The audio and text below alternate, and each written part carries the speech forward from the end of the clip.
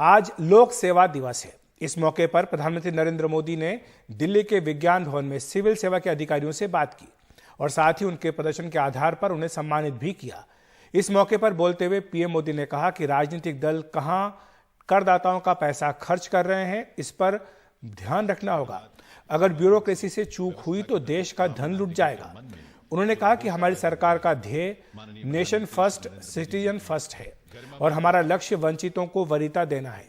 पुरानी सरकारों पर वार करते हुए पीएम मोदी ने कहा कि पहले देश में भ्रष्टाचार का इकोसिस्टम था, लेकिन अब इसका अंत कर दिया गया है। ब्यूरोक्रेसी वही है, अधिकारी कर्मचारी वही है, लेकिन परिणाम बदल गए। साथ ही पीएम ने कहा कि 9 साल में देश ऊंची छलांग के लिए तैयार है। पहले के सिस्टम की ही देन थी कि देश में 4 करोड़ से ज्यादा फर्जी गैस कनेक्शन थे। ये पहले की सिस्टम की ही देन थी कि देश में 4 करोड़ से ज्यादा फर्जी राशन कार्ड थे।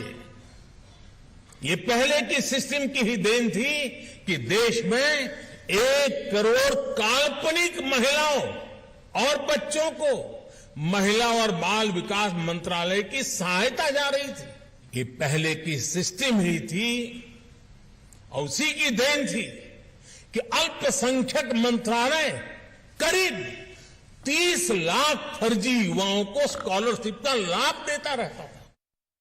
जो राजनीतिक दल सत्ता में आया है वो टैक्स पेयर्स मनी का इस्तेमाल अपने दल के हित के लिए कर रहा है या देश के हित के लिए कर रहा है, उसका उपयोग कहां हो रहा है ये आप लोगों को देखना ही होगा। दोस्तों, राजनीतिक दल अपने दल के विस्तार में सरकारी धन का उपयोग कर रहा है या फिर देश के विकास में उस पैसों का इस्तेमाल कर रहा है, वो राजनीतिक दल अपना वोट बैंक बनाने के लिए सरकारी धन लुटा रहा है या फिर सभी का जीवन आसान बनाने के लिए काम कर रहा है।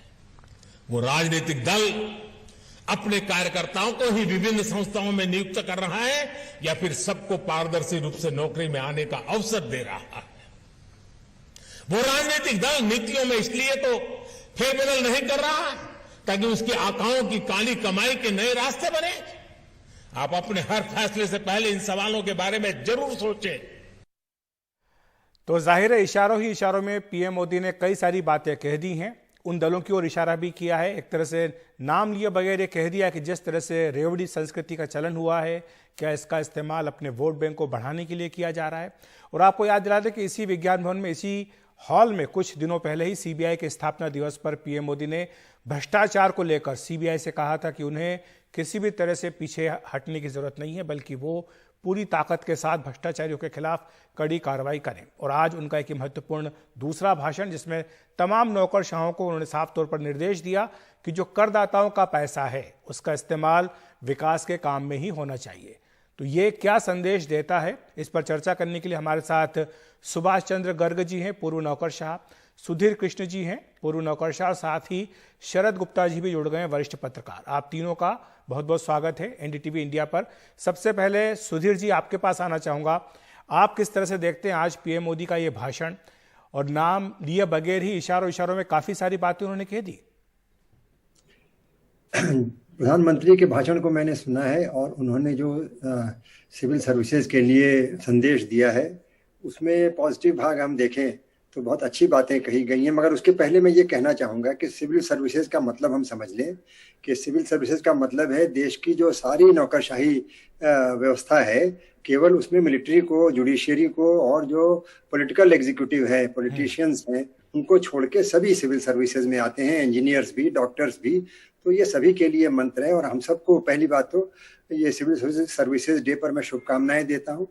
और मैं ये कहूँगा कि हमको ये देखना है कि देश के आगे बढ़ने में जो स्टील फ्रेम माना जाता है सिविल सर्विसेज को, जो सरकार है, सरकारी व्यवस्था में जो राजनीतिक संगठन है, जो मिनिस्टर्स हैं, एमएलएज हैं, शासन तंत्र में, इन सब का अपना महत्व है। लेकिन कंटिन्यूटी जो है उसको बनाए रखने के लिए जो सिविल सर्विसेज का महत्व है, उस पर प्रधानमंत्री जी ने जो सुझाव दिए हैं वो स्वागतार्ह हैं। और हमको ये भी ध्यान देना है कि उसके आगे भी हमें सोचना है, क्योंकि 15-20 मिनट के आधे भाषण में सभी बातें तो प्रधानमंत्री जी जो कहेंगे उसका हमको उद्देश्य देखना है।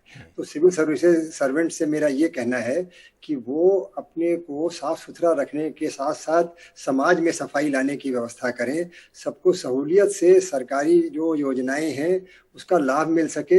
अब आप देखिए, बातें हम सब कह रहे हैं, लेकिन सड़कों पर गड्ढे हैं, नालियां साफ नहीं हो रही हैं, पानी समय से नहीं आ रहा है।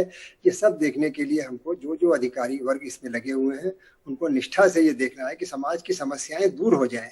अब 75 साल की आज़ादी के बाद भी अगर हम उलझे रहेंगे तो निश्चय ही सिविल सर्विसेज के ऊपर ये आंच आने की बात है कि क्यों ये समस्याएं हमारे सामने खड़ी हैं, क्यों हमको आसानी से सुविधाएं जो हैं वो मिलनी है वो क्यों नहीं मिल पा रही हैं। और साथ में लास्ट में आखिर में मैं अभी ये कहूँगा कि जो IT व्यवस्था है, इंफॉर्मेशन टेक्नोलॉजी के माध्यम से जन सामान्य को सभी सुविधाएं आसानी से उपलब्ध कराने की व्यवस्था पे और से और सिविल सर्वेंट ध्यान दें तो निश्चय ही जो प्रधानमंत्री जी ने जो उद्देश्य बताया है उसकी प्राप्ति हो सकेगी। जी, सुभाष जी, आपको लाना चाहूंगा इस चर्चा में। आज ही के दिन 1947 को सरदार वल्लभ भाई पटेल ने जो प्रोबेशनर ऑफिसर्स थे उनको एड्रेस किया था। इसी के लिए आज जो ये दिन मनाया जाता है, 2006 से इसकी शुरुआत हुई है। और हम सब जानते हैं कि उस ऐतिहासिक भाषण में सरदार पटेल ने ब्यूरोक्रेसी को स्टील फ्रेम ऑफ इंडिया बताया था। अब जबकि आज पीएम मोदी ने भाषण दिया है और वो कह रहे हैं कि ब्यूरोक्रेट्स इस बात पर कड़ी नजर रखें, तीसरी आंख का शब्द का इस्तेमाल किया कि तीसरी आंख से देखते रहें कि जो टैक्स पेयर्स का पैसा है, जो करदाताओं का पैसा है, उसका सही इस्तेमाल हो रहा है या नहीं हो रहा है। हम सब जानते हैं कि जो ब्यूरोक्रेट्स होते हैं वो किसी पॉलिटिकल पार्टी से जुड़े हुए नहीं होते हैं। सरकारें आती हैं जाती हैं, लेकिन वो व्यवस्था का अंग हैं, वो वहीं रहते हैं। आपको क्या लगता है कि जो हमारी स्टील फ्रेम ऑफ इंडिया है, क्या वाकई वो स्टील की है या उसमें कहीं जंग लग रही है? शायद इसलिए पीएम को यह कहना पड़ा है। अखिलेश जी, मेरा जहां तक समझ है, सरदार पटेल जब स्टील फ्रेम की बात कर रहे थे तो वो इस आशय से संदेश दे रहे थे, इस आशय से बात कह रहे थे कि जो भी सिविल सर्वेंट्स हैं वो अपना काम बिल्कुल नियमानुसार, राष्ट्र हित की बात तो आज प्रधानमंत्री जी ने कही, लेकिन पब्लिक इंटरेस्ट, जनहित में होते हुए काम करें और सभी स्कीम्स, प्रोग्राम, लॉज को बिना किसी लाग लपेट, बिना किसी फेवर, बिना किसी पार्टीशनशिप के साथ या किसी राजनीतिक दल या इस तरह से अफेक्ट हुए बिना इम्प्लीमेंट करें। अगर वो ऐसा करते हैं तो वो कानून को, प्रोग्राम को, स्कीम को उसके जो सही उद्देश्य है उसके हिसाब से इम्प्लीमेंट करते हैं और वो स्टील की तरह से बिना किसी करप्शन के, बिना किसी लुंज-पुंज व्यवस्था में हुए, बिना किसी कंप्रोमाइज किए हुए, एक्स्ट्रा फ्लेक्सिबल हुए वो इम्प्लीमेंट करते हैं। वो आशय उनका था जी। आई थिंक उसी तरह का मैसेज शायद प्रधानमंत्री जी ने आज भी देने की कोशिश की है कि आप उसी तरह से काम करें। लेकिन मुझे जो थोड़ी सी चीजें आज थोड़ा ऐसा लगा कि नया कॉन्सेप्ट अगर हम लाएं तो उसको हमें उसकी यथावत जो स्थिति है उसको भी हमें देख के, आज जैसे उन्होंने काफी दो बातें कही। एक तो राष्ट्र हित में आप निर्णय करें, राष्ट्र को सामने रख के निर्णय करें। सुधीर जी और हम तो बहुत साल तक सिविल सर्विस में रहे हैं, 36, 37, 40 साल तक, लेकिन मुझे कोई कानून, कोई स्कीम और कोई प्रोग्राम नजर नहीं आता जिसमें स्कीम के इम्प्लीमेंटेशन का क्राइटेरियन राष्ट्रहित से जुड़ा हुआ हो जी। ये राष्ट्रहित का अलग मकसद है, वहां पे ज्यादातर है पब्लिक इंटरेस्ट, जनहित क्या है उसके हिसाब से। गांधी जी ने एक दूसरा क्राइटेरियन दिया था कि भाई आप सामने देखिए, आपका दारिद्र की का चित्र अपने मुंह के सामने रखिए, वो ताबीज की बात गांधी जी ने की थी कि ताबीज मैं आपको देता हूं कि जब भी कोई फैसला करे तो सबसे गरीब व्यक्ति का जो चेहरा है उसको सामने रख करके करे कि उससे इसका फायदा होगा कि नहीं। हाँ, जो नया कॉन्सेप्ट शुरू किया आज ये राष्ट्र को देखिए, मुझे नहीं लगता सिविल सर्वेंट्स का ये काम है कि वो हर स्कीम या कानून को इम्प्लीमेंट करते समय देखे कि राष्ट्र हित में, यानी उसकी राष्ट्र हित की परिकल्पना, उसका इंटरप्रिटेशन करना ही मुश्किल है। और दूसरी बात जो ये करप्शन वाली भी, आप और हम समाज में रहते हैं, हम लोग इम्प्लीमेंट करते हैं। सिविल सर्विस का ज़्यादातर का काम 90% जो सिविल सर्वेंट्स हैं वो इम्प्लीमेंटेशन के काम में रहते हैं। मुश्किल से 2 से 4% लोग जो हैं वो नीति या रेगुलेशन में, जहाँ पे बड़े निर्णय होते हैं।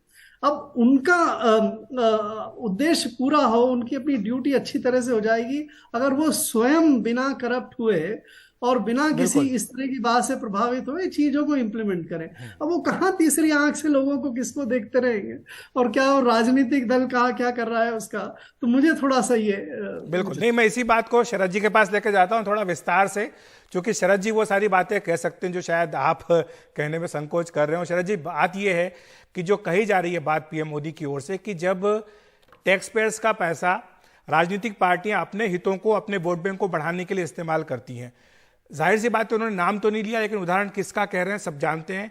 आम आदमी पार्टी, जिस तरह से उनके ऊपर बार बार हमला किया जाता है कि वो फ्रीबीज करते हैं, मुफ्त बिजली मुफ्त पानी करते हैं, विज्ञापनों को लेकर के विवाद उठा था कि जो जनता का पैसा आ रहा है उसके जरिए विज्ञापन बड़े पैमाने पर किए जा रहे हैं।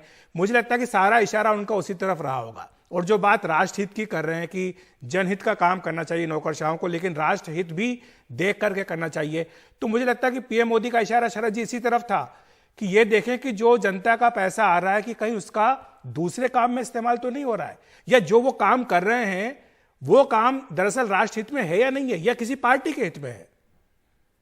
अखिलेश जी, आप ठीक कह रहे हैं कि दरअसल जो नौकरशाह हैं वो, जैसा अभी सुभाष जी ने भी कहा, कि सिर्फ नीतियों का अनुपालन सुनिश्चित करते हैं। तो जो भी सरकार होती है वो जो भी नीतियां बनाती है उसको उसका पालन सुनिश्चित करना ब्यूरोक्रेट्स का काम होता है। तो अब ऐसे में अगर कोई सरकार कोई ऐसी नीति बना रही है जिसको, जैसा भी मोदी जी ने कहा कि राष्ट्रहित में नहीं है, तो क्या नौकरशाह उसको ना कह सकते हैं? तो मेरा कहना है कि ब्यूरोक्रेसी में बिल्कुल उनके सेवा शर्तों में ऐसा है कि वो कह सकते हैं कि साहब ये कानून के अनुसार नहीं है, ये नियमों के अनुसार नहीं है, इसे हम इसका पालन सुनिश्चित नहीं करेंगे। ऐसा पहले भी कई बार हुआ है। कई उदाहरण हैं ऐसे जब बहुत से ब्यूरोक्रेट्स ने जो पॉलिटिकल गवर्नमेंट थी उसके निर्णयों को पालन करने से इनकार किया जी। और बहुत ढेर सारे, चाहे वो पुलिस में हो या सिविल सेवा में, बहुत से ऐसे फैसले थे जिसपे उन्होंने कहा कि या तो आप इस पे लिख दीजिए। तो चूंकि अगर खुद मंत्री या प्रधानमंत्री कोई चीज लिखते हैं तो उसका बाद में जब भी कोई छानबीन होगी तो उनका नाम आएगा। तो इसलिए अधिकतर ऐसा होता है कि उसको नौकरशाहों से कहा जाता है कि आप इसको कीजिए, हम आपको जबानी आदेश दे रहे हैं और इसको पालन कीजिए। तो बहुत से ऐसी चीजें हुई जिसमें उन्होंने मना भी किया और कई बार उसमें कहा भी कि नहीं, आप अगर लिख के दे दीजिए तो हम कर देंगे क्योंकि आप सरकार हैं।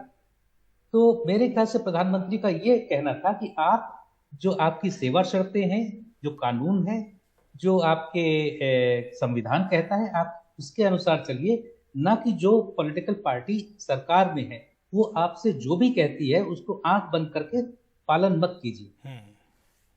लेकिन सुधीर जी, आपको इस चर्चा में लाना चाहूंगा जो बात शरद जी कह रहे हैं और जो सुभाष चंद्र जी ने भी कहा कि राष्ट्रहित देखा जाए, लेकिन हमने एक दौर वो भी देखा है कि जब नौकरशाह घबराने लगे थे कोई भी फैसला करने में, जिसको कि पॉलिसी पैरालिसिस कहा गया, क्योंकि उन्हें पता था कि अगर वो कोई फैसला कर भी रहे तो गाज उन्हीं पे गिरेगी। रिटायर होने के बाद अदालतों के चक्कर उन्हें ही काटने पड़ेंगे, क्योंकि कोई भी नेता जिसके कहने पर उन्होंने ये काम किया है वो तो उन्हें बचाने नहीं आएगा। मगर ये मैं सुभाष जी की बात से सहमत हूँ कि राष्ट्रहित वगैरह की बातें अगर हर एक सरकारी कर्मचारी कोई निर्णय लेने के पहले कानून को किनारे करके राष्ट्रहित के आधार पर निर्णय लेना शुरू करे तो ये बड़ी समस्या हो जाएगी और जनता को समझ में नहीं आएगा कि ये निर्णय क्या लिया जा रहा है और राष्ट्र का हित क्या है। ये निर्णय लेना सरकारी कर्मचारियों का काम नहीं है। अपने काम में उनको नियम का पालन करना है और ये मानते हुए कि जो नियम कानून बने हैं, जो योजनाएं बनी हैं, वो जिन्होंने बनाया है, क्योंकि कोई योजना ऐसी नहीं है जो कैबिनेट का अप्रूवल लिए बगैर, और सामान्यतः बड़ी बड़ी योजनाएं और कानून जो बनते हैं वो तो पार्लियामेंट के अप्रूवल से भी होते हैं। डायरेक्ट पार्लियामेंट का अप्रूवल ना हो तो पार्लियामेंट्री कमेटीज की सहमति ली जाती है, तो इनडायरेक्टली वो पार्लियामेंट का अप्रूवल ही होता है। तो उसके बाद जब एक बार योजना या कानून या नियम आ गए सामने तो उसके बाद ये निर्णय, मान लीजिए एक सब इंस्पेक्टर है, उसको किसी को पकड़ना है या छोड़ना है, तो अगर कानून उसके कहता है कि इसको आप अरेस्ट ना करो, लेकिन अगर वो ये कहे कि राष्ट्रहित में मुझे अरेस्ट करना पड़ता है, तो अब ये बताइए क्या होगा फिर इसका परिणाम। तो ये तो एक तो ये मैं कहना चाहूंगा। और दूसरा ये कि 9 साल, देखिए प्रधानमंत्री जो भी होते हैं वो एक पॉलिटिकल फिगर भी होते हैं, उनका हक है, उनका हक है, प्रिविलेज है कि वो राजनीति को अपने भाषण में चाहे जहां भी हो लाएं, वो कोई बात नहीं है उसमें, मुझे कोई, ये सारी दुनिया में होता है जहां। लेकिन अब क्या है, ये कहना कि 9 साल पहले ब्यूरोक्रेसी जो थी उससे रिजल्ट नहीं निकल रहा था और अब निकलने लगा है, उसको थोड़ा इसमें संकोच हो रहा है इसको मानने में। वो यूं करके कि जो देखिए, जो नियम आपको बताऊं कि इतनी अच्छी योजनाएं थी। अब मैं था अर्बन डेवलपमेंट मिनिस्ट्री में, अब आप बताइए JNNURM में इतने अच्छे काम हुए जो उस समय सब भारत में कह रहे थे, अब हम कहें आज की वो खराब हो रहे थे। 10 साल बाद जो आज अच्छा कहा जा रहा है उसका तो ये अगर राजनीतिक स्टेटमेंट में कोई बुराई नहीं है, समय के साथ साथ राजनीति बदलाव आते रहते हैं और उसके मेरे ख्याल से उनका जो मतलब था वो ये था, जिस बात का जिक्र मैंने भी किया कि पॉलिसी पैरालिसिस की बात होती थी कि नौकरशाहों ने फैसले लेने बंद कर दिए थे क्योंकि उन्हें डर था कि कब उन्हें फंसा दिया जाएगा, कहां कुछ करप्शन होगा, कोई केस हो जाएगा। और दूसरी बात वो ये कह रहे हैं कि एक ये नेगेटिव फीलिंग आ गई थी देश की जनता में कि कोई काम हो ही नहीं सकता, ये जो व्यवस्था है ये कोई काम कर ही नहीं सकती। अब वो ये कह रहे हैं कि नौकरशाह भी वही हैं, व्यवस्था भी वही है, कर्मचारी भी वही है, लेकिन काम हो रहे हैं। आप सही कह रहे हैं सुधीर जी कि वो पॉलिटिशियन है, वो अपने स्पीच में इस तरह की बात तो करेंगे। लेकिन सुभाष जी, आपको लाना चाहूंगा, आप मुस्कुरा रहे थे शरद जी की बात पर भी और सुधीर जी की बात पर भी। क्या आपको लगता है कि वाकई पिछले 9 साल में ब्यूरोक्रेसी की तस्वीर बदली है, एक ऐसी तस्वीर बदली है कि उन्हें एम्पावर किया गया है फैसले लेने के लिए, और शायद ये कारण है कि पिछली सरकार की तुलना में इस सरकार में ज्यादा तेजी के साथ फैसले हो रहे हैं, जैसा कि पीएम मोदी कह रहे हैं? देखिए, मैंने तो 31 साल की सर्विस तो 2014 से पहले की थी और 5 साल की सर्विस उसके बाद में की, और इन प्रधानमंत्री जी के साथ भी काम किया, उनके सचिव के रूप में काम किया। मैं आपको पूरे विश्वास के साथ कह सकता हूं कि अगर आप केवल करप्शन के पैमाने पे भी लें तो भी 2014 में, तो भारत सरकार में 2000 में आया था पहली बार, 2000 से 2014 और 2014 से 2019 के पीरियड में बहुत ज्यादा फर्क नहीं है। 2014 से पहले भी ईमानदार सरकारें रही थी, हमने उन लोगों के साथ काम किया है, ईमानदारी से फैसले किए हैं, ईमानदारी से निर्णय किए हैं और उनको इम्प्लीमेंट किया है। ये जो इकोसिस्टम ऑफ करप्शन की बात हुई, आई थिंक वो बहुत अतिशयोक्ति थी काफी इस सीमा तक। पॉलिसी पैरालिसिस का जो आप निर्णय बात ला रहे हैं, जो शायद उन्होंने नहीं कही, लेकिन मान लीजिए उनका उद्देश्य इसको भी था, तो पॉलिसी पैरालिसिस भी उस समय जो हुई, उस समय मैं भारत सरकार के कैबिनेट सचिवालय में भी था, तो पॉलिसी पैरालिसिस थी at the ministers level, civil servants के लेवल पे पॉलिसी पैरालिसिस नहीं थी। इनफैक्ट इतना प्रयास हम लोग उस समय करते थे कि जो परियोजनाएं रुक गई हैं वो परियोजनाएं पूरी चालू रहें। और पॉलिसी पैरालिसिस डिफरेंट कारणों से उस समय भी, पहले 5 साल अगर आप मनमोहन सिंह गवर्नमेंट के भी लें तो पहले 5 साल में पॉलिसी पैरालिसिस नहीं थी। ये बाद के कुछ समय में, जैसा सुधीर जी भी कह रहे थे, समय के साथ अलग अलग नेता, अब आप अगर थोड़ा सा और पीछे की तरफ जाएं तो अगर 1991 से 96 का जो पीरियड था, मेरे ख्याल से हिंदुस्तान के इतिहास में वो एक 5 साल का ऐसा पीरियड है जिसमें सबसे बड़े नीतिगत फैसले हुए। उस तरह के नीतिगत फैसले तो आज भी नहीं हो रहे हैं। जी बिल्कुल। जिसने देश की स्थिति को बदल के, रिफॉर्म्स ला के देश को वापस से इतनी कमजोर विकास की दर से उठा के हमें विकास की तरफ बढ़ाया, तो इतना जनरलाइज करना मेरे ख्याल से उचित नहीं। बिल्कुल। तो शरद जी, साफ है, सुभाष जी और सुधीर जी दोनों ये कह रहे हैं कि ये कहना कि चीजें पहले खराब थी अब चीजें बेहतर हो गई, हालांकि हाँ ये बात जरूर है कि पॉलिटिकल लीडरशिप के लेवल पर तो कई बार हमने देखा था, खासतौर से यूपी सरकार के दूसरे कार्यकाल में तो ये आरोप लगता ही था कि जो कई बड़ी परियोजनाएं हैं उनको मंजूरी नहीं मिलती है, काम ठप है, काम हो नहीं पा रहा है, पर्यावरण मंजूरी नहीं मिल रही है तो कई सारे प्रोजेक्ट लटके हुए हैं, ये सारी बातें होती आई थी। और शायद इसीलिए पिछले 8-9 साल में वो ये कह रहे हैं कि हमने एक प्रगति, हर महीने एक बैठक होती है इसमें कि सारे बड़े प्रोजेक्ट्स की क्या स्पीड है, उनका क्या डेवलपमेंट हो रहा है, उसके ऊपर मॉनिटरिंग की जाती है, ये सारी बातें होती हैं। तो ये फर्क बताने का प्रयास भी किया जा रहा है। देखिए, ठीक बात कह रहे हैं, आप भी ठीक कह रहे हैं कि जो यूपीए 2 था तो उसमें एक पॉलिसी पैरालिसिस आ गई थी। जरूर है कि ग्रोथ रेट बहुत अच्छी थी, लेकिन जैसा सुभाष जी कह रहे हैं कि वो पॉलिटिकल लेवल पे ज्यादा थी कि डिफेंस मिनिस्ट्री में कोई फैसले नहीं लिए गए, कोई परचेजेस नहीं हुए, क्योंकि इतने घोटालों के आरोप लग रहे थे। तो उस तरह से बहुत चीजें हुई। अगर आप देखिए फैसलों की जैसे मैं कह रहा था कि नौकरशाहों में भी ब्यूरोक्रेट्स में थोड़ी सी घबराहट थी, तो वो जो कोल स्कैम का मामला था, आखिर जितने भी लोग उसमें शामिल या जो आरोपी बनाए गए थे सारे के सारे उसमें छूट गए, और जो सबसे ईमानदार अफसरों में जिनकी गिनती होती थी और उनको उसमें सजा मिली। तो इस तरीके से बहुत सी ऐसी घटनाएं हैं जहां पे और प्रधानमंत्री मोदी जी ने जब पूरा सारा काम उन्होंने अपना एक तरह से ब्यूरोक्रेसी के जरिए ही करना शुरू किया, और बहुत ढेर सारे उन्होंने इनोवेटिव कदम भी उठाए।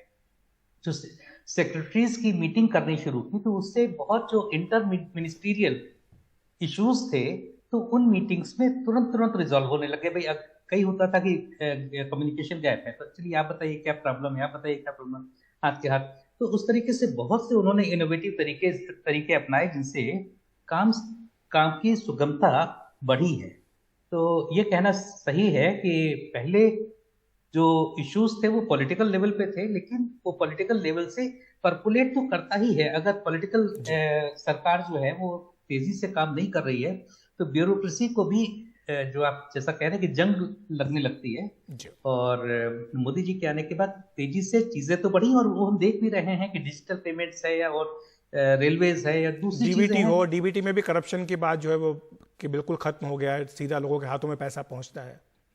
हाँ, चीजें शुरू की थी। देखिए, ऐसा नहीं कह सकते कि सब कुछ एनडीए सरकार में मोदी जी के आने के बाद हुआ, पहले से चीजें चल रही थी, चाहे वो डीबीटी का हो, आधार हो, जितने भी इश्यूज थे वो शुरू पहले हुए थे, लेकिन उनको लॉजिकल कंक्लूजन तक मोदी सरकार ने पहुंचाया और ब्यूरोक्रेसी के माध्यम से ही।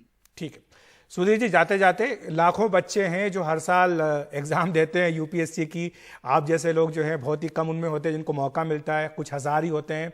जो नई पीढ़ी है जो ब्यूरोक्रेसी को देखती है, उनके लिए आपका क्या संदेश है? क्या ये सही समय है? क्योंकि आज भी हम देखते हैं कि लाखों करोड़ों की नौकरियां भी हैं प्राइवेट सेक्टर में, फिर भी लोगों में जो क्रेज़ है वो कम नहीं हुआ है। सर देखिए, क्रेज़ तो जगह अपनी है बात तो, लेकिन मैं ये कहूँगा कि सरकारी नौकरी का बड़ा महत्व है। जनता के साथ जुड़ना, जनता की समस्याओं को सुलझाना और जनता में जो आगे बढ़ने के लिए जनता को सहायता देना, उनको गाइडेंस देना, सपोर्ट देना, ये सिविल सर्वेंट जो कर सकते हैं वो शायद कोई अन्य व्यवस्था नहीं कर सकती। तो सिविल सर्वेंट्स पहले भी अच्छी थी। मैं बार ये फिर से कहूँगा कि ये कोई घबराए ना कि सरकारें बदलेंगी तो सिविल सर्वेंट्स अच्छे हो जाएंगे या बुरे हो जाएंगे। सिविल सर्वेंट्स में थोड़ा परसेंटेज बुरा होगा हमेशा, चाहे किसी भी आप व्यवस्था में जाएंगे, कुछ परसेंटेज बुरा हो सकता है। मैं नहीं कहूँगा कि 100% अच्छे हैं, लेकिन हमेशा से मेजॉरिटी सिविल सर्वेंट्स अच्छे हैं, अच्छे थे, अच्छे हैं और आगे भी अच्छे रहेंगे, क्योंकि कंपटीशन के माध्यम से आते हैं वो। और मैं सभी युवाओं से कहूँगा कि वो सरकारी नौकरी में आने के लिए आगे बढ़ें और निष्ठा से काम करने का मन में एक इरादा लेकर जरूर आए सरकारी नौकरी में। ये करियर भी अच्छा देगी, आपको सेटिस्फेक्शन भी अच्छा देगी, सबसे बड़ी बात ये है। सुभाष जी, आप क्या कहेंगे? जो एक ऊब हो जाती है कि सरकारी नौकरी जो 9 to 5 का जॉब है ये हमें नहीं करना है, इसके बावजूद भी कई युवा हैं जो बड़ी संख्या में कई साल कड़ी मेहनत करते हैं, यूपीएससी के एग्जाम की तैयारी करते हैं, कोचिंग करते हैं, उसके बाद उन्हें सफलता मिलती है, लेकिन वो आज आते हैं किस उम्मीद के साथ आते हैं? क्या उनको निराशा हाथ लगती है या उम्मीदें पूरी होती है? आप शायद जो ऑफिसर्स के लेवल पे जो रिक्रूटमेंट हो रहा है उनकी बात कर रहे हैं। अदरवाइज लोअर लेवल पे जो 90-95% हमारी सिविल सर्विस है, उसके लिए तो सरकारी सर्विस के जो टर्म्स एंड कंडीशंस हैं वो आज भी प्राइवेट सेक्टर के मुकाबले बहुत बेहतर है, और इसीलिए भीड़ लगती है। एक पोस्ट के लिए हजारों लोग अप्लाई करते हैं।